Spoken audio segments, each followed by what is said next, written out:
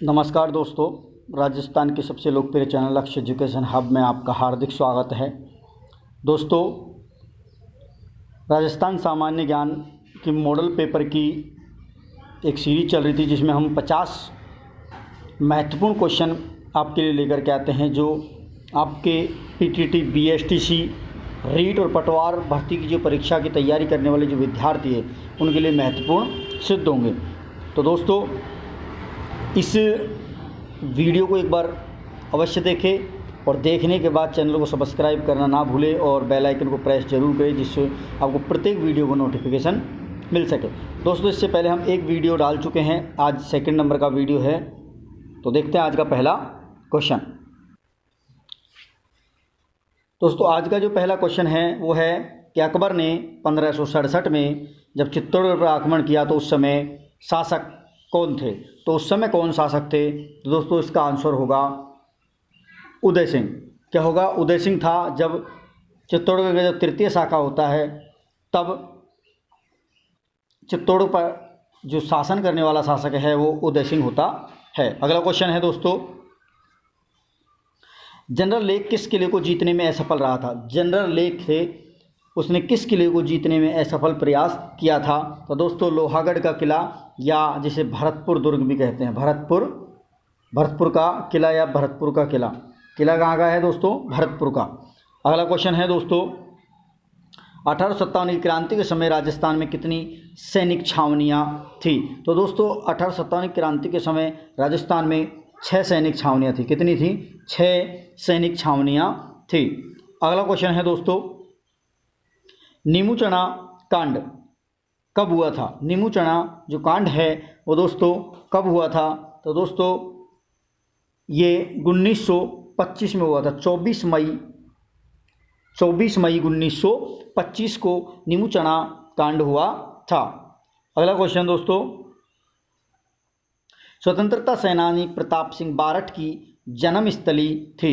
स्वतंत्रता सेनानी प्रताप सिंह बारठ की जो जन्मस्थली थी तो वो दोस्तों कौन सी थी? तो वो थी शाहपुरा भीलवाड़ा। शाहपुरा भीलवाड़ा में पड़ता है। इस शाहपुरा में प्रताप सिंह बारठ की जन्मस्थली थी। अगला क्वेश्चन दोस्तों, पृथ्वीराज रासो के अनुसार राजपूतों की उत्पत्ति हुई है। पृथ्वीराज रासो के जो चंद्रप्रदायी का एक ग्रंथ है उसके अनुसार राजपूतों की उत्पत्ति किससे मानी है? तो दोस्तों, अग्निकुंड से मानी। किससे मानी है? अग्निकुंड से, कि जब देवताओं ने जब हवन किया तो उस हवन से 4 जातियाँ उत्पन्न की थी, उनमें से एक राजपूत भी मानी गई है, तो इसलिए अग्नि से उत्पन्न मानी गई है। अगला क्वेश्चन, अक्षय तृतीया किस महीने में मनाई जाती है? जो आखा तीज होती है वो कब मनाई जाती है, जो अबू सावे के रूप में प्रसिद्ध है? तो दोस्तों, ये मनाई जाती है बैसाख माह में। किस में मनाई जाती है? बैसाख माह में मनाई जाती है। अगला क्वेश्चन दोस्तों, नुपुर आभूषण है। तो दोस्तों, जो नुपुर आभूषण है वो पैर में पहना जाता है, जैसे बिछिया, नुपुर, ये सभी पैर के आभूषण हैं। अगला, नागरचोल जो बोली है वो कहाँ बोली जाती है? नागरचोल बोली जाती है, तो मतलब नागरचोल जो बोली है वो कहाँ बोली जाती है? तो 59 का आंसर होगा सी, टोंक, सवाई माधोपुर और उसके आसपास का जो क्षेत्र है उसमें नागरचोल बोली जाती है। अगला क्वेश्चन, कटारगढ़ किस प्रसिद्ध दुर्ग का अंग माना गया है? कटारगढ़ किस प्रसिद्ध दुर्ग का अंग है? तो दोस्तों, वो है कुंभलगढ़ दुर्ग का प्रसिद्ध अंग है। कौन सा? कटारगढ़। अगला क्वेश्चन दोस्तों, 61वां, चोखोलाव महल, भूरे खाकी मीनार किस दुर्ग में है? चोखोलाव महल और भूरे खाकी जो मीनार है वो किस दुर्ग में स्थित है? तो दोस्तों, इसका आंसर होगा मेहरानगढ़, जोधपुर। मेहरानगढ़ जो दुर्ग है चिड़िया टूक पहाड़ी पर जोधपुर में, उसके अंदर भूरे खाकी मजार, चोखोलाव महल और चोखोलाव तालाब, ये तीनों बने हुए हैं। अगला क्वेश्चन, निम्न में से कौन सा लोक नृत्य शेखावाटी क्षेत्र का नहीं है? निम्न में से कौन सा नृत्य है जो शेखावाटी क्षेत्र का नहीं है? तो दोस्तों, ये सभी, चंग भी है, गीदड़ भी है, ढब्बी, ये सभी शेखावाटी का है, तो इसका ऑप्शन हो जाएगा इनमें से कोई नहीं। ये तो सब हैं ही शेखावाटी के, इसमें पूछा नहीं है तो इनमें से कोई नहीं है। डी ऑप्शन इसका गलत होगा। अगला क्वेश्चन, वाद्य यंत्र रहित कौन सा नृत्य है? कौन सा नृत्य है जिसमें वाद्य यंत्र नहीं बजाया जाता है? तो 63 में है ए, वालर है। वालर में कोई भी वाद्य यंत्र नहीं बजाया जाता है। इसमें महिलाएं आपस में घूम घूम करके और ये नृत्य करती हैं। अगला, किस वाद्य यंत्र में चमड़े की एक पट्टी पर 50-60 घुंघरू बांधे जाते हैं और उस पर होते हैं, उसे क्या कहते हैं? किस वाद्य यंत्र में चमड़े की एक पट्टी पर 50-60 घुंघरू बंधे होते हैं, उसे क्या कहते हैं? तो दोस्तों उसे क्या कहा जाता है? उसे कहा जाता है रमझोल। जो पैरों में रमझोल होती है, जो हम बांधते हैं पैरों में, उसे 50-60 घुंघरू होती है, जो डांस करने वालों के लिए होती है। अगला, कर्नल जेम्स टोड ने किन्हें वनपुत्र की संज्ञा दी गई है? तो दोस्तों कर्नल जेम्स टोड ने वनपुत्र की संज्ञा दी है किसको? भील जाति के लोगों, क्योंकि भील अधिकांश जंगलों में रहने वाली एक जनजाति है, इसी कारण ये वनपुत्र है, क्योंकि प्रत्येक वन की जो प्रत्येक जीव जंतु पेड़ पौधों के बारे में, हर चीज़ की नस्ल के बारे में जानते हैं। अगला क्वेश्चन दोस्तों, सवाई जयसिंह एक युग प्रवर्तक शासक थे, निम्न में से कौन सा विकल्प उनमें से सही नहीं है? तो यहाँ देखना है दोस्तों सवाई जयसिंह के काल में क्या क्या हुआ, क्या क्या नहीं हुआ। तो 6 है उसमें होगा, देखो इसने 5 वेधशालाएँ बनाई, ये भी सही है। नक्षत्रों के लिए जीज मोहम्मद शाही, ये भी सही है। 1727 में जयपुर नगर की स्थापना, ये भी सही है। इसका आंसर होगा दोस्तों डी, इसने मुग़ल बादशाह अकबर की सेवा की। नहीं दोस्तों, ये अकबर के समय में नहीं थे। अगला क्वेश्चन दोस्तों, जूनागढ़ प्रशस्ति बीकानेर के इतिहास से संबंधित है, इसके लेखक कौन हैं? तो जूनागढ़ प्रशस्ति के जो लेखक माने गए हैं वो जैता माने गए। कौन माने गए हैं दोस्तों? जैता। ध्यान रखना दोस्तों, जैता हमारे इतिहास में 3 जगह हैं। एक तो जूनागढ़ प्रशस्ति के लेखक हैं जैता, और एक जैता और कूपा रणथंभौर के शासक के सेनापति थे। एक जैता और नापा और पूंजा जिन्होंने कुंभलगढ़ प्रशस्ति का निर्माण करवाया था, तो वो भी कौन थे? सॉरी, कुंभलगढ़ नहीं, अपना विजय स्तंभ का निर्माण किया था जैता, नापा और पूंजा ने। तो वो भी क्या थे? अपने जैता और पूंजा के नाम से होता है। तो 3 यहाँ जैता, नापा, पूंजा मिलते हैं अपन को इतिहास में। अगला क्वेश्चन, मुस्लिम इतिहासकारों ने किस चौहान शासक को राय पिथौरा से संबंधित किया है? तो दोस्तों राय पिथौरा की उपाधि किस चौहान शासक को मिली है? तो पृथ्वीराज तृतीय या पृथ्वीराज चौहान को मिली है, जो अजमेर व दिल्ली के दोनों के शासक रहे थे। अगला, रणथंभौर के पतन पर किसने कहा कुफ्र का गढ़ इस्लाम का घर हो गया है? रणथंभौर के जब पतन हुआ तो किसने कहा था कुफ्र का गढ़ और इस्लाम का घर हो गया है? तो दोस्तों ये कहा था अमीर खुसरो ने। किसने कहा था? अमीर खुसरो ने कहा था। अगला क्वेश्चन, किस राजपूत शासक की मृत्यु पर मुगल सम्राट औरंगजेब ने कहा कि आज कुफ्र का दरवाज़ा टूट गया है? तो दोस्तों ध्यान रखना, ये कुफ्र का गढ़ और इस्लाम का घर हो गया था इससे पहले, और यहाँ थोड़ी सी लैंग्वेज चेंज है। औरंगजेब ने कहा था कि आज कुफ्र का दरवाज़ा टूट गया है। तो इसका आंसर होगा जसवंत सिंह। क्या होगा दोस्तों? मारवाड़ के शासक जसवंत सिंह की मृत्यु पर औरंगजेब ने कहा था। अगला क्वेश्चन, गंधर्व बाईशी किस कछवा शासक के दरबार की शोभा थी? तो दोस्तों ये राव प्रताप सिंह की, जो महाराणा प्रताप सिंह थे, जयपुर के महाराजा प्रताप सिंह, उसके समय में गंधर्व बाईशी एक कछवा शासकों की दरबार की शोभा हुआ करते थे। अगला क्वेश्चन, 1857 की क्रांति के समय सिरोही के पॉलिटिकल एजेंट कौन थे? तो 1857 की क्रांति के समय सिरोही के जो पॉलिटिकल एजेंट है वो कौन थे? तो जेडी हॉल। कौन थे दोस्तों? जेडी हॉल सिरोही जो क्षेत्र है उसके पॉलिटिकल एजेंट हुआ करते थे। अगला क्वेश्चन, बेगू किसान आंदोलन का नेतृत्व किसके द्वारा किया गया था? बेगू किसान आंदोलन का नेतृत्व किसने किया? तो इसका आंसर होगा दोस्तों राम नारायण चौधरी। किसने किया था? राम नारायण चौधरी ने, और इनकी पत्नी अंजना देवी चौधरी ने भी हमारे किसान आंदोलन में बढ़ चढ़कर भूमिका निभाई है। तो बेगू किसान आंदोलन का नेतृत्व किया राम नारायण चौधरी ने। अगला क्वेश्चन है, राजस्थान की अंतर्राष्ट्रीय सीमा 1070 किलोमीटर है। इस सीमा के सबसे नज़दीक राजस्थान का कौन सा शहर है? तो ध्यान देना, अंतर्राष्ट्रीय सीमा के सबसे नज़दीक जिला मुख्यालय पूछा है, तो इसका कौन सा होगा दोस्तों? तो इसका होगा जिला मुख्यालय गंगानगर। कौन सा होगा? गंगानगर जिला मुख्यालय पूछा है। कौन सा शहर पूछा है? तो वो है गंगानगर। और सबसे दूर है दोस्तों, वो है बीकानेर। कौन सा है? बीकानेर। ये क्या है? ये दूरी पर है सबसे, और ये सबसे पास है। अगला क्वेश्चन, अगला, सुमेलित कीजिए। क्या है दोस्तों? सुमेलित कीजिए। राजस्थान का कानपुर किसे कहा जाता है? राजस्थान का पंजाब, राजस्थान की स्वर्ण नगरी, राजस्थान का प्रवेश द्वार। दोस्तों राजस्थान का प्रवेश द्वार है भरतपुर। राजस्थान का जो स्वर्ण नगरी है वो है कोटा। राजस्थान का पंजाब है सांचौर, और राजस्थान का कानपुर है जैसलमेर। तो मिलाते हैं दोस्तों, पहले में दो, सॉरी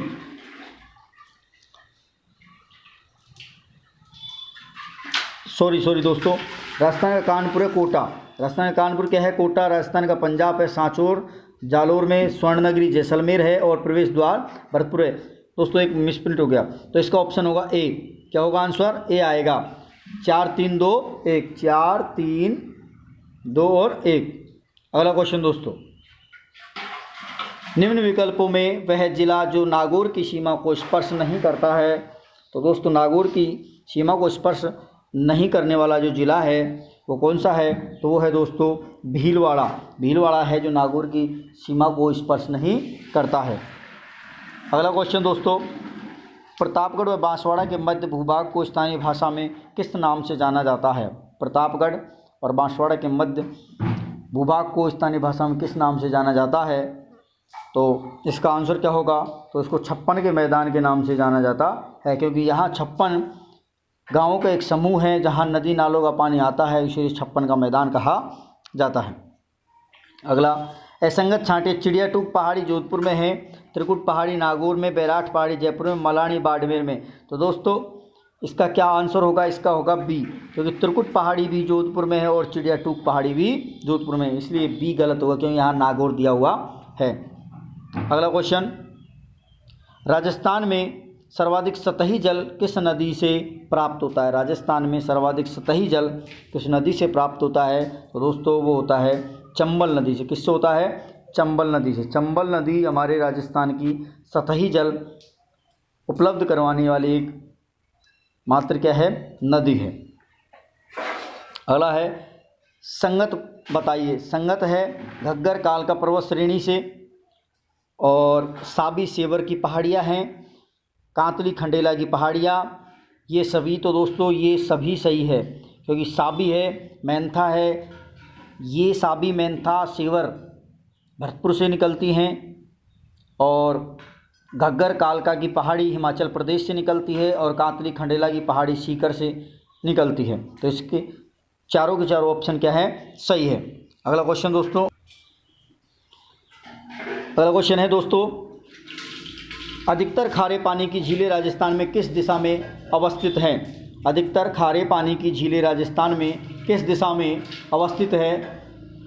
तो ऑप्शन है इसका ए, पश्चिम दिशा में। कौन सी दिशा में है सर्वाधिक खारे पानी की झील? पश्चिम दिशा में है। अगला क्वेश्चन दोस्तों,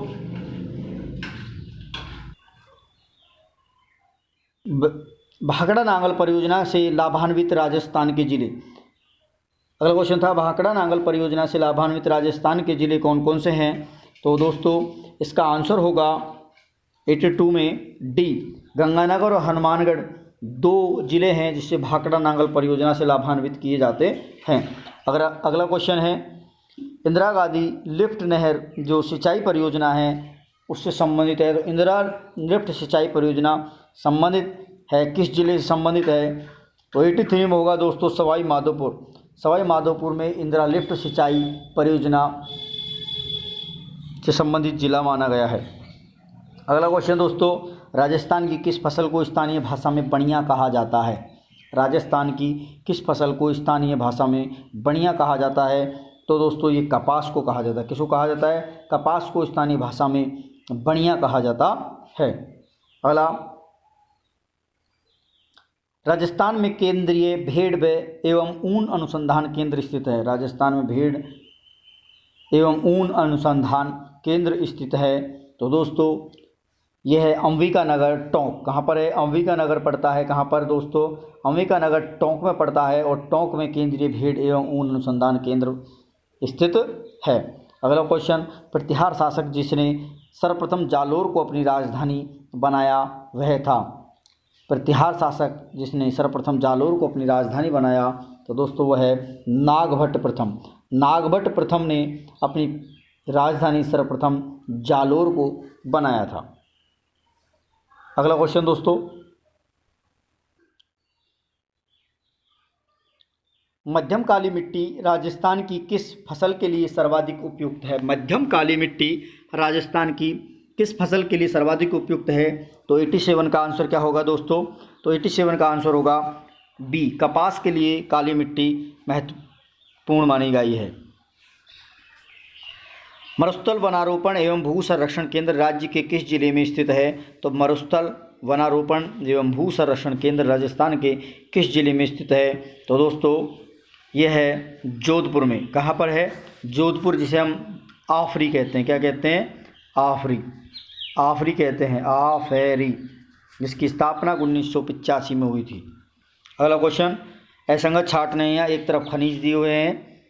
तांबड़ा, तो दोस्तों देखते हैं 89 में तांबड़ा टोंक में सही है, फेल्सपार अजमेर ये भी सही है और बेरिलियम उदयपुर ये भी सही है।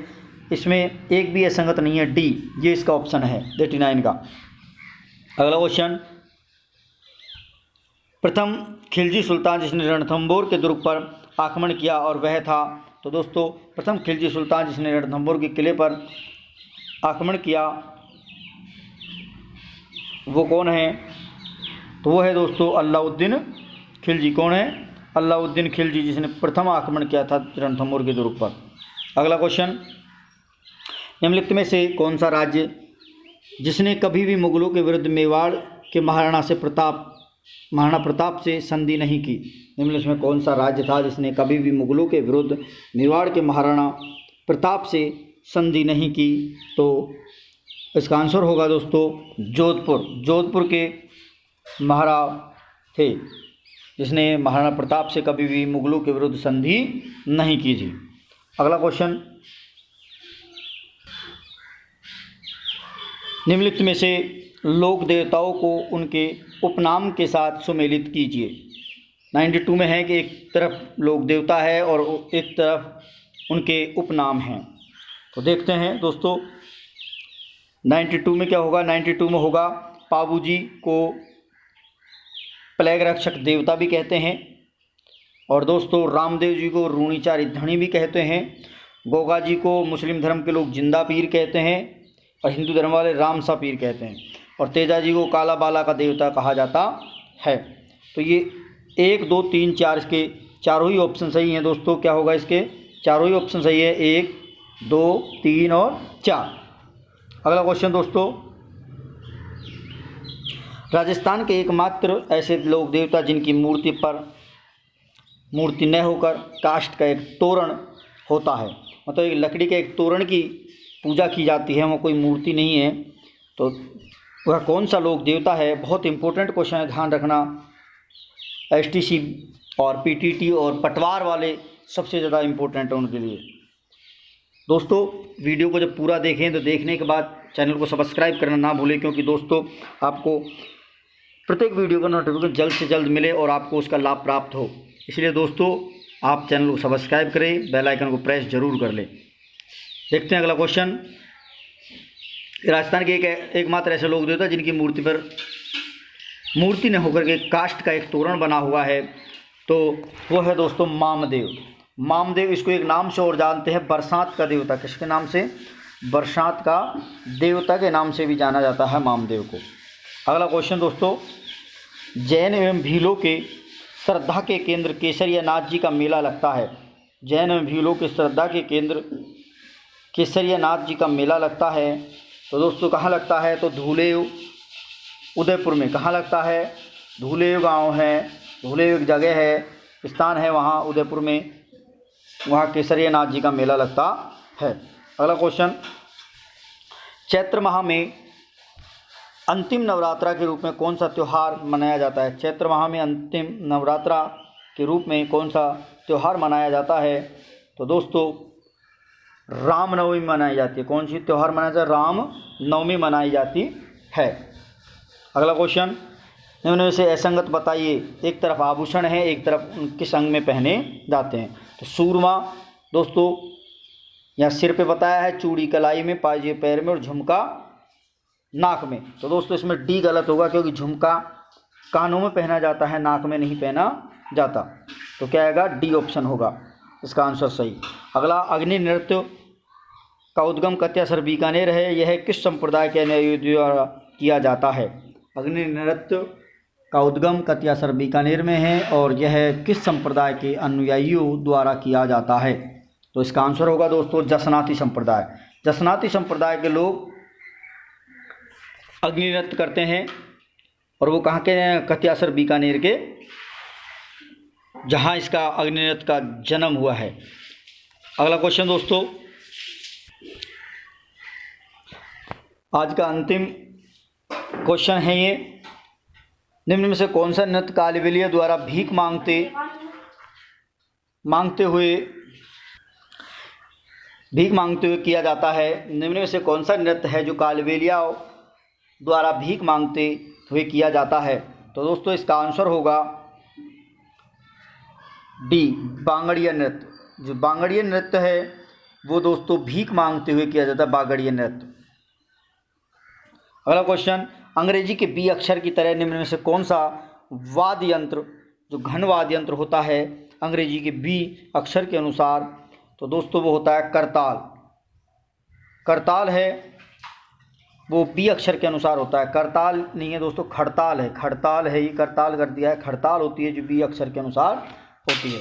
अगला है, राजस्थान की पहली सुनिर्मित नाट्यशाला राम प्रकाश थिएटर का निर्माण कहाँ कराया गया? राजस्थान की पहली सुनिर्मित नाट्यशाला राम प्रकाश थिएटर का निर्माण कहाँ कराया गया था? तो दोस्तों इसका आंसर होगा जयपुर में। कहाँ किया था दोस्तों? इसका आंसर होगा लास्ट अंतिम का जयपुर। तो दोस्तों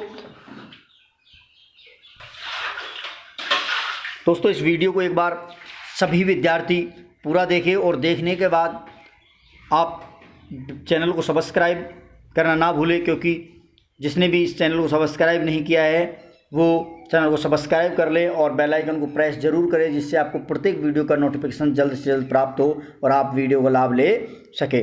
धन्यवाद दोस्तों।